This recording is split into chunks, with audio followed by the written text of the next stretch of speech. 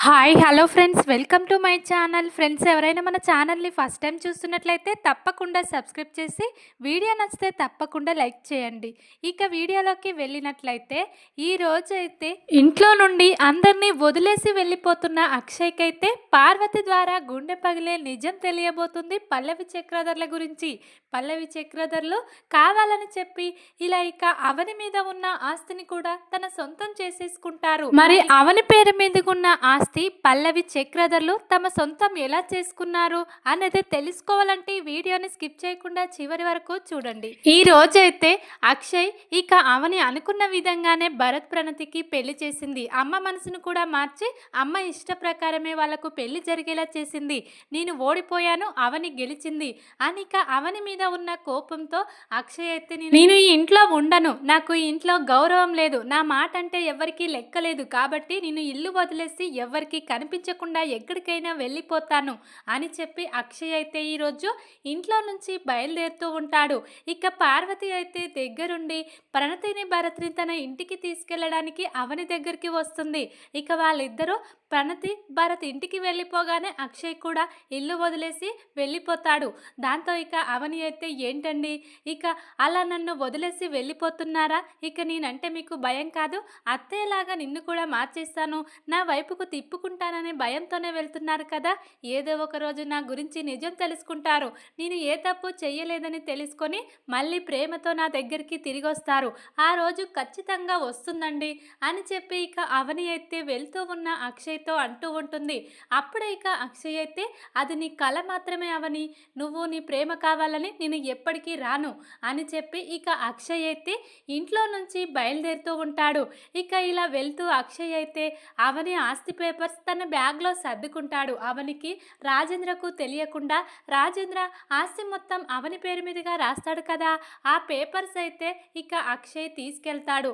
ఇక ఆ పేపర్స్ కావాలని చెప్పి పల్లవి అక్షయ్ ఆ అవని పేరు మీద ఉన్న ఆస్తి తన పేరు మీదకి రాయించుకోవడం కోసం అక్షయ్నైతే ఆ పేపర్స్ తెమ్మని చెప్తుంది. పల్లవి అయితే పల్లవి చక్రధర్ల మాయమాటలు విని అవని మీద ఉన్న పిచ్చి కోపంతో అక్షయ్ అయితే ఈరోజు ఇక ఆ పేపర్స్ అయితే పల్లవికి ఇస్తాడు. పల్లవి చాలా తెలివిగా ఇక ఆ ఆస్తి పేపర్స్ ఇక అవని ఒక్కదాని పేరు మీదుగానే రాశారు కదా బావగారు, ఇక మా నాన్న ఇక అందరికీ చెందేటట్లు మీ తమ్ముళ్లకు నీకు ఇక అందరినీ కలిపి ఇక ఆస్తి అందరికీ సమానంగా వచ్చేటట్టు లాయర్ ఇలా మారుస్తానన్నాడు, అవని సైన్ లేకున్నా ఇలా అందరి పేరు మీదుగా చేస్తానని చెప్పాడు, కాబట్టి మీరు అవని యొక్క కానుండి ఆ పేపర్స్ తీసుకొచ్చేయండి అని చెప్పి పల్లవి అయితే ఇలా అక్షయ్కి ప్లాన్ చెప్తుంది. దాంతో ఇక అక్షయ్ అయితే ఇంట్లో నుంచి వెళ్ళిపోతున్నానని చెప్పి ఆ ఆస్తి పేపర్స్ తీసుకొచ్చి పల్లవికి ఇస్తాడు.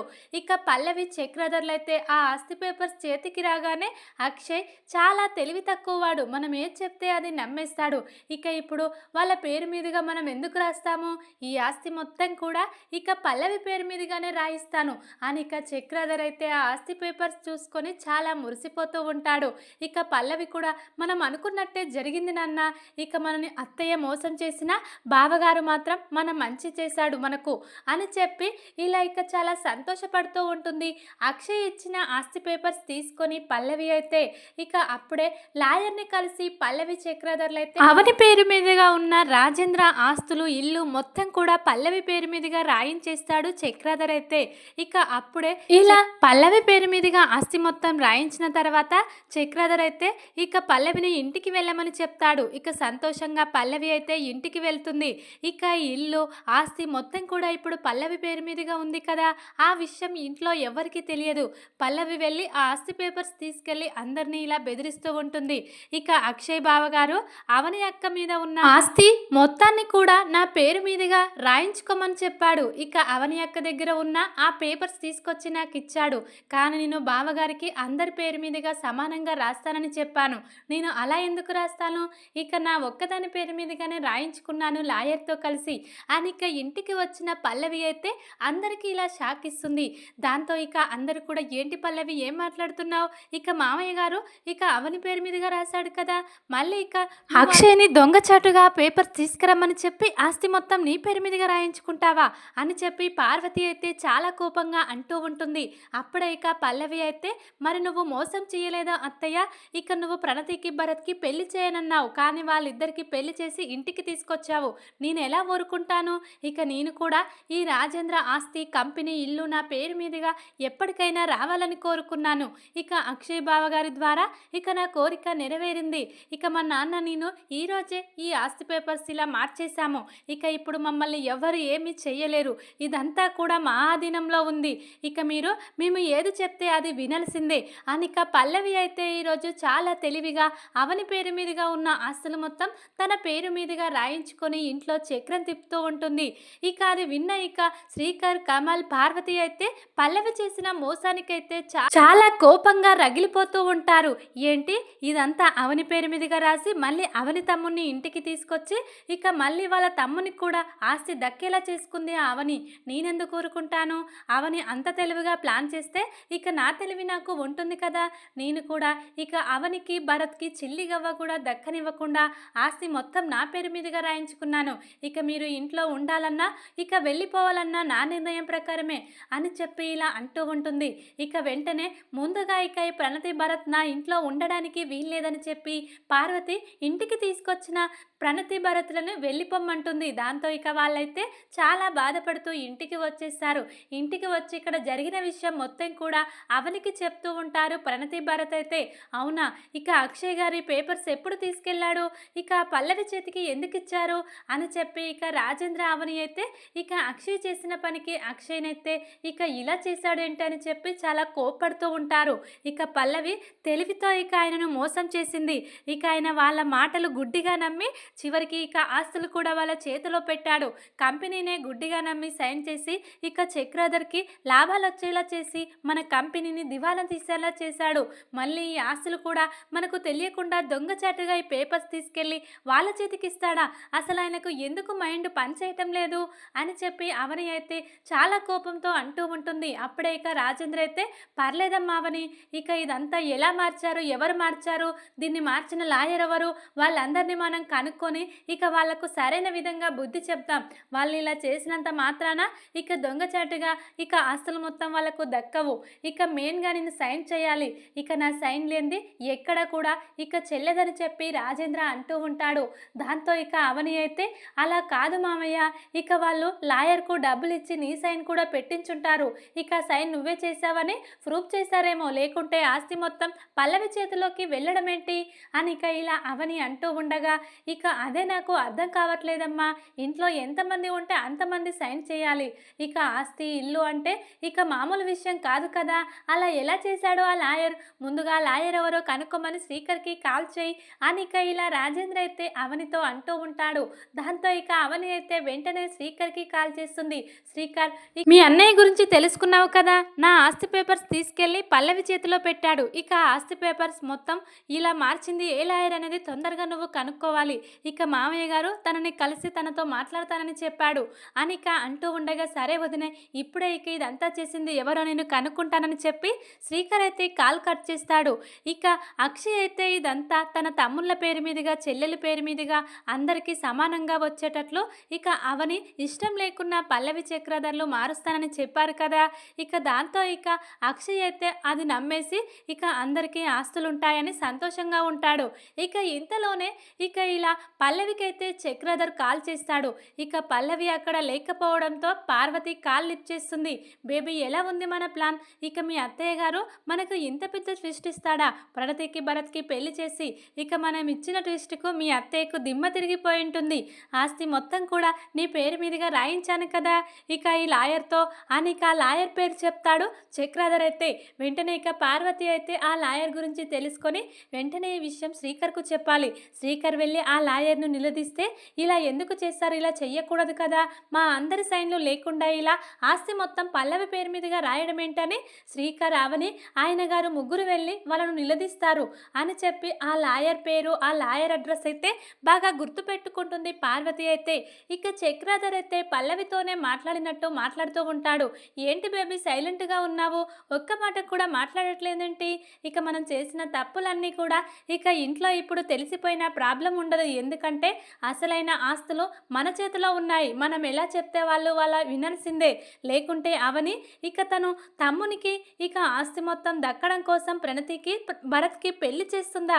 ఎంత తెలివిగా చేసింది ఆ అవని. ఈరోజు అవనికి కూడా మనం ఇచ్చిన షాక్‌కు దిమ్మ తిరిగి ఉంటుంది అని చెప్పి చక్రాధర్ అయితే పార్వతితో అంటూ ఉంటాడు పల్లవి అనుకోని. అప్పుడే ఇక పార్వతి అయితే ఏంట్రా ఇంత మోసం చేస్తారా? నువ్వు నీ కూతురు కలిసి నీ కూతుర్ని మా ఇంట్లోకి ఇలా పంపించి మా కుటుంబం మీద పగ సాధిస్తారా? మా కుటుంబాన్ని ఇలా చెల్లాచెదురుగా చేసి చివరికి ఆస్తి మొత్తం కూడా మీ పేరు మీదుగా రాయించుకుంటారా? అసలు మీరు మనుషులేనా అని చెప్పి చాలా తిడుతూ ఉంటుంది. పార్వతి అయితే చక్రాధర్ని. అప్పుడే ఇక చక్రాధర్కి అయితే అర్థమైపోతుంది. ఏంటి ఫోన్ లిఫ్ట్ చేసింది పార్వతినా? నేను నా కూతురు పల్లవి అనుకున్నాను. అయినా పర్లేదులే, ఇక ఇప్పుడు వీళ్ళు చేసేది ఏమీ లేదు. ఆ లాయర్ గురించి వీళ్ళకు తెలియదు. ఇక వాడు ఎక్కడుంటాడో అతని అడ్రస్ ఇతరులకు తెలియదు కదా, వీళ్ళు మమ్మల్ని ఏం చేస్తారు అని చెప్పి చాలా పొగరుగా చక్రాధర్ అయితే పార్వతితో మాట్లాడుతూ ఉంటాడు.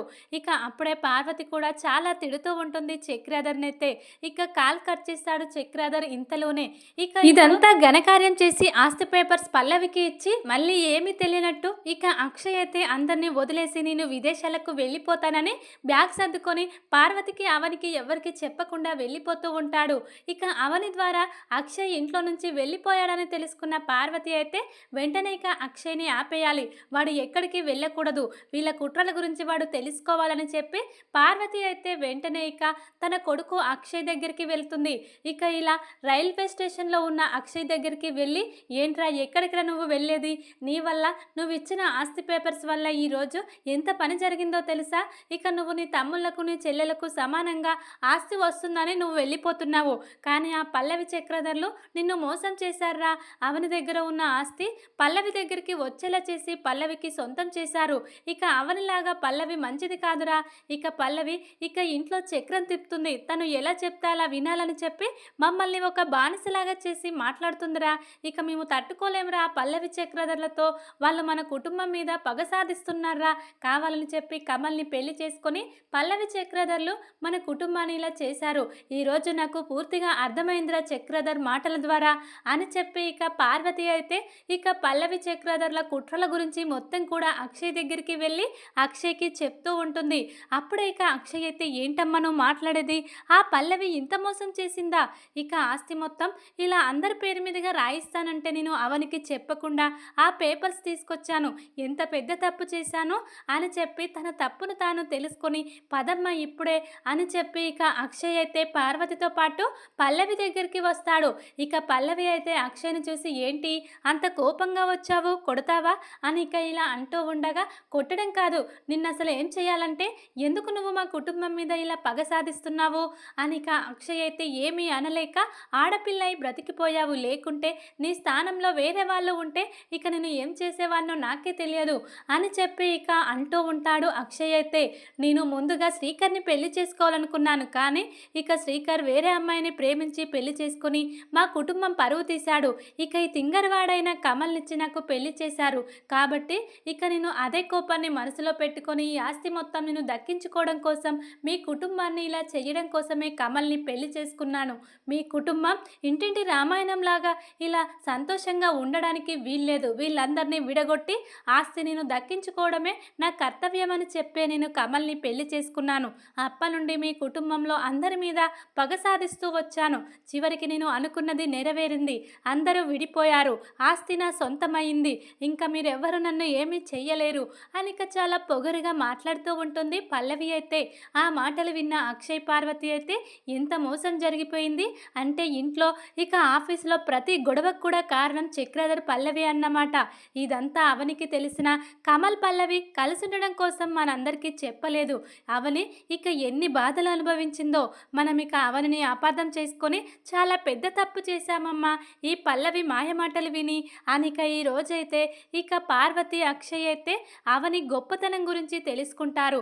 ఇక పల్లవి అయితే ఇప్పుడు తెలుసుకున్న లాభం ఏంటి? ఇక నేను ఈ ఇంటి మొత్తానికి కూడా అధిపతినయ్యాను. మీ వల్ల నాకు ఎలాంటి ఉపయోగం లేదు. మీరందరూ కూడా అవని అక్క దగ్గరికి వెళ్ళిపోండి. ఈ ఇంట్లో నాకు మాత్రమే స్థానం ఉంది. నేను మా నాన్న మా అమ్మ ముగ్గురం మాత్రమే ఇంట్లో ఉంటాము. మిగతా వాళ్ళందరూ వెళ్ళిపోవచ్చు అని చెప్పి చాలా పొగరుగా మాట్లాడుతూ ఉంటుంది పల్లవి అయితే. ఇంతలోనే పల్లవి వాళ్ళ అమ్మ రాజేశ్వరి వచ్చి ఏంటి ఇలా చేయడం ఏంటి పల్లవి? నువ్వు అసలు మనిషివేనా? మీ అత్తారింట్లో అడుగుపెట్టి ఇక అత్తారిల్లు మొత్తం కూడా ఇలా చేసేస్తావా? అసలు నువ్వు ఎందుకు ఇలా మారిపోయావు? మీ నాన్న వల్లే నువ్వు ఇదంతా చేస్తున్నావు. ఇది నా పుట్టిల్లు. నా పుట్టింటి వాళ్ళు కష్టాల్లో ఉంటే నేను తట్టుకోలేను అని చెప్పి రాజేశ్వరి అయితే అంటూ ఉంటుంది పల్లవితో. అప్పుడే ఇక పల్లవి అయితే నీకు నీ పుట్టింటి వాళ్ళే కావాలైతే ఇక నువ్వు కూడా అవని దగ్గరికి వెళ్ళిపో. నా దగ్గరికి అవసరం లేదు. ఇక నువ్వు నాకు అవసరం లేదని చెప్పి ఇక డబ్బుని, హోదాను చూసి తన అమ్మని కూడా దూరం చేసుకుంటుంది పల్లవి అయితే.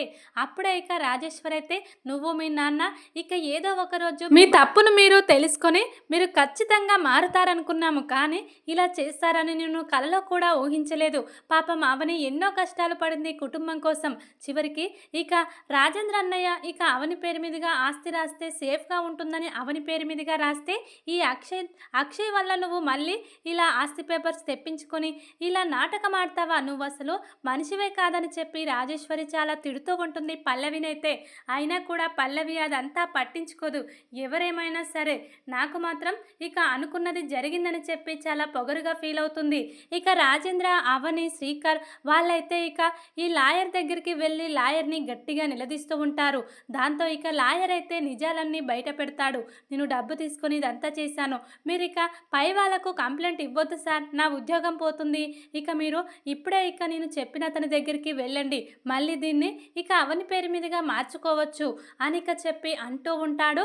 ఇక లాయర్ అయితే ఇక రాజేంద్ర మాత్రం ఊరుకోడు. ఇక నీ జాబ్ పోవాల్సిందే. ఇలాంటి పనులు చేసి ఎంతమందిని నాశనం చేస్తావురా అని చెప్పి నేరుగా ఇక ఇలా కోర్టులోకి వెళ్ళి జడ్జి ద్వారా తీర్పు చెప్పించుకుంటాడు. రాజేంద్ర అయితే తన ఆస్తి కోసం ఈ రోజైతే రాజేంద్ర ఇక జడ్జిని కలిసి మళ్ళీ తిరిగి తన ఆస్తిని తను దక్కించుకునేలా చేసుకోబోతున్నాడు. ఇక రాజేంద్ర అయితే ఈరోజు మళ్ళీ పల్లవికి చక్రధర్కి అయితే దిమ్మ తిరిగే షాక్ ఇవ్వబోతుంది అవని త్వరలోనే అనిపిస్తుంది. చూద్దాం మరిక తర్వాత ఏం జరగబోతుందనేది.